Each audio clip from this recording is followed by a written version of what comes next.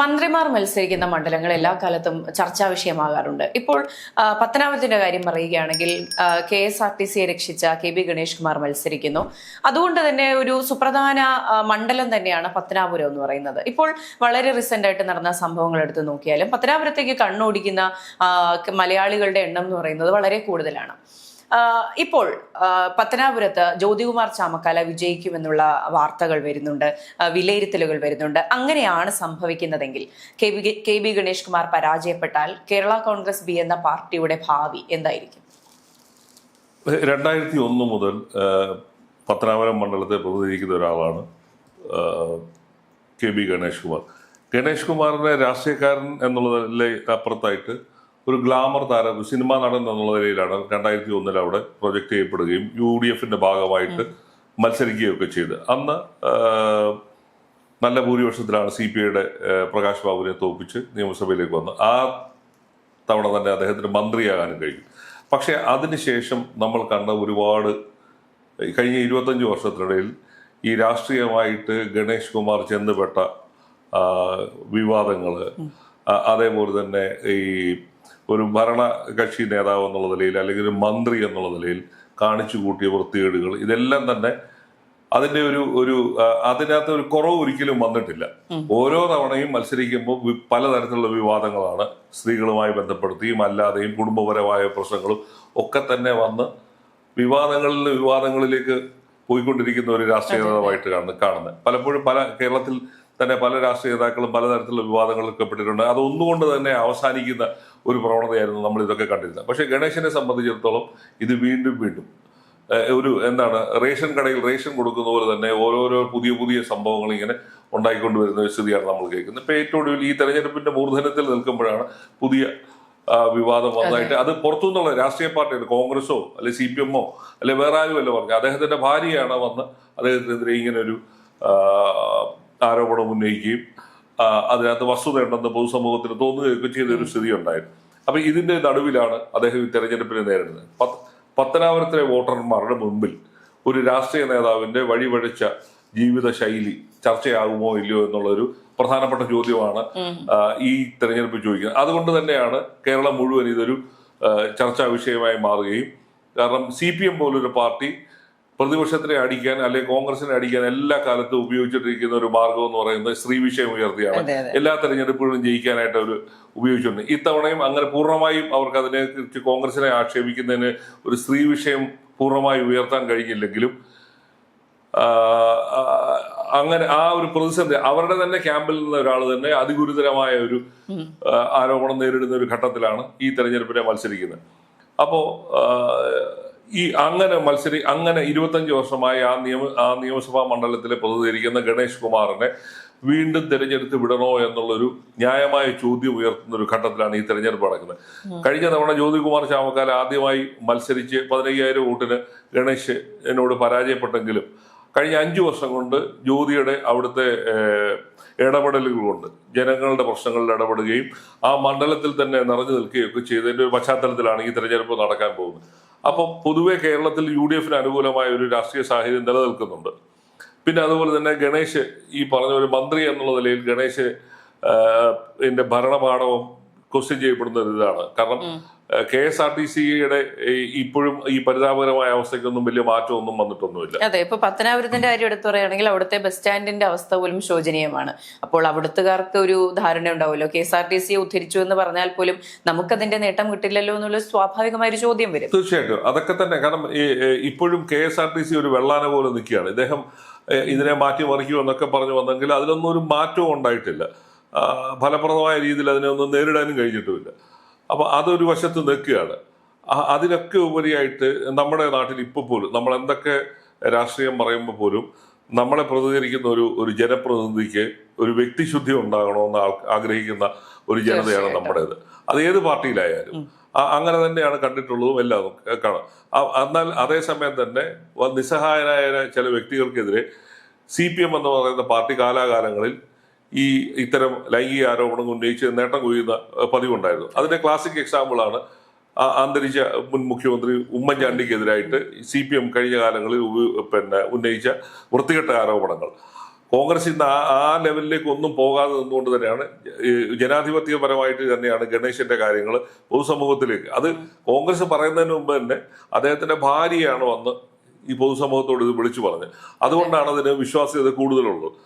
അതിന് അദ്ദേഹത്തിന്റെ മുൻ ഭാര്യയും സമാനമായ രീതിയിൽ തന്നെയാണ് പൊതുസമൂഹത്തോട് പറഞ്ഞത്. എന്നിട്ടും പത്തനാപുരത്തെ ജനങ്ങൾ ആ വിവാദം നിൽക്കുന്ന സമയത്തും അദ്ദേഹത്തെ തിരഞ്ഞെടുത്തു എന്നുള്ളത് അതിശയകരമായ ഒരു കാര്യമാണ്. പക്ഷെ ഇന്നത്തെ സ്ഥിതി അതല്ല.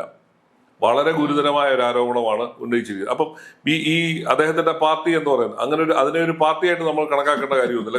കേരള കോൺഗ്രസിനകത്ത് ഒരു എന്താ പറയുക, ഒരു കഷണം അച്ഛനും മകനും മാത്രമായിട്ട് ഉണ്ടായിക്കൊണ്ടിരിക്കുന്ന ഒരു പാർട്ടിയുടെ ഒരു ഭാഗമായിട്ട് നിൽക്കുന്ന ഒരാളെന്നുള്ളത്, ഒരു രാഷ്ട്രീയ പാർട്ടി എന്നുള്ളതിൽ നമുക്ക് വേണേൽ പറയാം എന്നുള്ളത് ഒഴിച്ചാൽ അതിനൊരു കേരള രാഷ്ട്രീയത്തിൽ വലിയൊരു പ്രസക്തിയൊന്നും ഇല്ലാത്തൊരു പാർട്ടിയാണ്. പ്രത്യേകിച്ച് 1964 രൂപം കൊണ്ട കേരള കോൺഗ്രസ് ഇന്ന് 100 കഷണങ്ങളായിട്ട് മാറിയിരിക്കുന്നത്. അതിലൊരു കഷണം മാത്രമാണ് ഗണേശനോടൊപ്പം നിൽക്കുന്നത്. ഗണേശ് മാത്രമാണ് ആ പാർട്ടി. കേരള കോൺഗ്രസ് ബി എന്ന് പറഞ്ഞാൽ ഗണേശ് എന്ന് പറഞ്ഞാൽ കേരള കോൺഗ്രസ് ബി. അതിനപ്പുറത്തേക്ക് ആ പാർട്ടിക്ക് ആ മണ്ഡലത്തിൽ മാത്രം കറങ്ങി നിൽക്കുന്ന ഒരു പ്രതിഭാസം എന്നുള്ളതിനപ്പുറത്തേക്ക് വേറൊന്നും സംഭവിച്ചിട്ടില്ല. ഈ കഴിഞ്ഞ പഞ്ചായത്ത് തെരഞ്ഞെടുപ്പിൽ തന്നെ ആ ഗണേശന്റെ പാർട്ടിയുടെ പെർഫോമൻസ് വളരെ വളരെ മോശമായിരുന്നു. ഒട്ടുമിക്ക പഞ്ചായത്തുകളിൽ ഇപ്പോൾ കോൺഗ്രസിന്റെ കയ്യിലാണ് ഇരിക്കുന്നത്. അപ്പൊ ഇതിനകത്തെ 2 കാര്യങ്ങളാണ് ഈ തെരഞ്ഞെടുപ്പിൽ പ്രധാനമായി ചർച്ചയാവുന്ന ഒരു കാര്യം. ഒന്ന്, ഗണേശ് എന്ന് പറയുന്ന ഒരു രാഷ്ട്രീയ നേതാവിന്റെ ഭാവി എന്തായിരിക്കും എന്നുള്ളതാണ് പ്രധാനമായ ചർച്ച. അതിനൊരു കാരണമായിട്ട് അവിടുത്തെ ജനങ്ങൾ, പൊതുമാധ്യമങ്ങളൊക്കെ പറയുന്നൊരു കാര്യമുണ്ട്.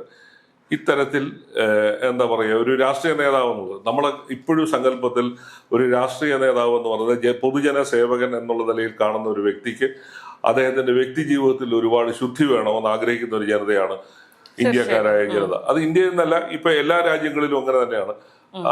അവരുടെ രാഷ്ട്രീയ നേതാക്കൾ അത്തരങ്ങൾ വിവാദങ്ങളിൽ ചെന്ന് ചാടരുതെന്നും വ്യക്തി ജീവിതത്തിൽ കൃത്യമായ ഒരു ഡിസിപ്ലിൻ ഉണ്ടായിരിക്കണമെന്ന് ശഠിക്കുന്ന ഒരു ജനതയാണ്. അപ്പോൾ അങ്ങനെ ഇല്ലാത്ത ഒരാളെന്നുള്ളത് ഇതിലുള്ള ആരോപണങ്ങൾ അദ്ദേഹത്തിനെതിരെ ഈ ആരോപണം 2 തവണ വന്ന ആരോപണങ്ങളും അദ്ദേഹത്തിന്റെ ഭാര്യമാരായിരുന്ന ആൾക്കാരാണ് അത് ഉന്നയിച്ചത്. അതുകൊണ്ട് തന്നെയാണ് ആ ആരോപണങ്ങൾ ക്രെഡിബിലിറ്റി ഉള്ളത്.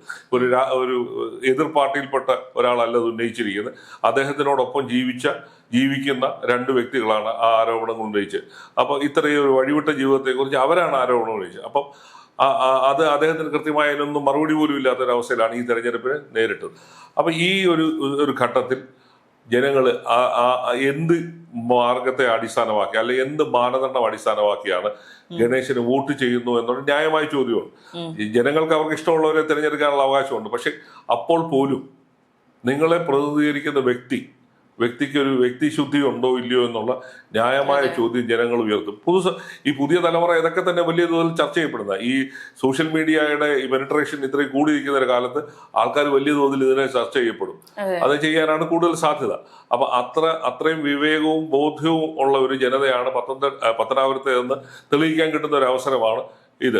അതുപോലെ തന്നെ എനിക്ക് തോന്നുന്നു നമ്മുടെ ഉമ്മൻചാണ്ടി സാർ മരിച്ചിട്ടുള്ള ആദ്യ തെരഞ്ഞെടുപ്പാണിത്. അതുകൊണ്ട് തന്നെ ഉമ്മൻചാണ്ടി സാറിനെതിരെ വന്ന ആരോപണത്തിൽ ഏറ്റവും വലിയ പങ്കുണ്ട് എന്ന് ആരോപിക്കപ്പെടുന്ന വ്യക്തിയാണ് KB ഗണേഷ് കുമാർ എന്ന് പറയുന്നത്. അതുകൊണ്ട് തന്നെ അതിനൊരു ഉത്തരം എന്നുള്ള രീതിയിലും കുറെ പേർക്ക് ഇപ്പൊ നമ്മൾ പത്തനാപുരത്ത് പ്രവർത്തിക്കാൻ പോകുമ്പോൾ പലരും ഉമ്മൻചാണ്ടി സാറിന്റെ കാര്യം പരാമർശിക്കുന്നത് കേട്ടിരുന്നു. അതും ഈ ഒരു വലിയൊരു ഫാക്ടർ ആയിരിക്കില്ലേ അവിടെ? തീർച്ചയായിട്ടും.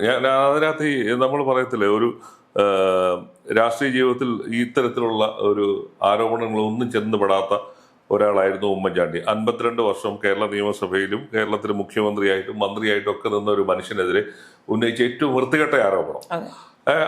അതുമായിട്ടൊന്നും ഒരു ബന്ധവുമില്ലാത്ത ഒരു മനുഷ്യനെ നിങ്ങൾ ഏതാണ്ട് അദ്ദേഹത്തിന്റെ ജീവിതത്തിന്റെ അവസാന ഘട്ടത്തിൽ ക്രൂശിക്കുകയായിരുന്നു. ശരിക്കും അപമാനഭാരത്താലാണ് ആ മനുഷ്യൻ ഇത്ര പെട്ടെന്ന് രോഗം പിടിപെട്ട് മരിക്കാനുണ്ടായ സാഹചര്യം. അതിനകത്തൊരു വലിയ റോളുള്ള ആൾക്കാരാണ് ഗണേശനെ ചുറ്റിപ്പറ്റി നിൽക്കുന്ന 1-2 വ്യക്തികളും ഒക്കെ തന്നെ.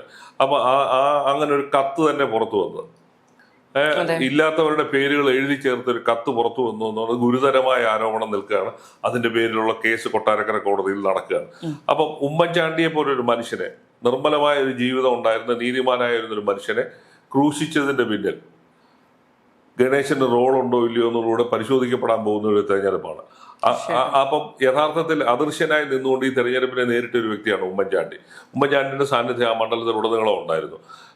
ഈ ജ്യോതികുമാർ ചാമക്കാലയുടെ തെരഞ്ഞെടുപ്പ് നിയന്ത്രിച്ചത് പോലും പുതുപ്പള്ളിയിൽ ഇപ്പോൾ പുതുപ്പള്ളി പള്ളിയുടെ അങ്കണത്തിൽ വിശ്രമിക്കുന്ന ഉമ്മൻചാണ്ടിയാണെന്ന് കരുതുന്ന ഒരുപാട് ആൾക്കാരുണ്ട്. ഉമ്മൻചാണ്ടിയുടെ സാന്നിധ്യമായിരുന്നു ആ തെരഞ്ഞെടുപ്പിൽ എല്ലായിടത്തും വലിയ തോതിൽ ചർച്ച ചെയ്യപ്പെട്ടത്. കാരണം ഇങ്ങനെ ഒരാളെ നശിപ്പിക്കുന്നതിന് വേണ്ടി കൂടെ നിന്ന വ്യക്തി എന്നുള്ള നിലയിൽ ഗണേശന് ഒരുപാട് മറുപടി. ഗണേശൻ ആ ഇഷ്യൂ ചർച്ച ചെയ്യപ്പെടാതെ മാറി മാറി നിൽക്കുകയായിരുന്നു.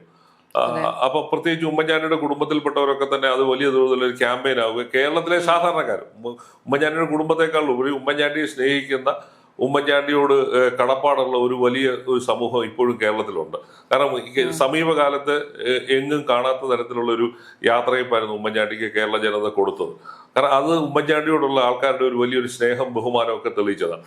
അങ്ങനെ ഒരു മനുഷ്യന്റെ മരണത്തിനിടയാക്കി, അല്ലെങ്കിൽ അദ്ദേഹത്തെ രാഷ്ട്രീയമായി തകർത്തതിന്റെ പിന്നിൽ പ്രവർത്തിച്ച ഒരാളെന്ന ആക്ഷേപം നേരിടുന്ന ഒരു വ്യക്തിയാണ് ഗണേശൻ. അപ്പൊ ഗണേശന്റെ തെരഞ്ഞെടുപ്പ് ഇതൊക്കെ തന്നെ വലിയ തോതിൽ ഒരു ചർച്ചാ വിഷയമായിട്ട്, അതുകൊണ്ടാണ് ഞാൻ പറഞ്ഞത് ഉമ്മൻചാണ്ടി എന്ന് പറയുന്ന അദൃശ്യനായ വ്യക്തിയാണ് ഗണേശനെതിരെ ഇത്തവണ മത്സരിക്കുന്നത് എന്നുള്ളൊരു ബോധ്യം അവിടുത്തെ ജനങ്ങൾക്കുണ്ട്. അതിന്റെ റിസൾട്ട് ആയിരിക്കും വരാൻ പോകും.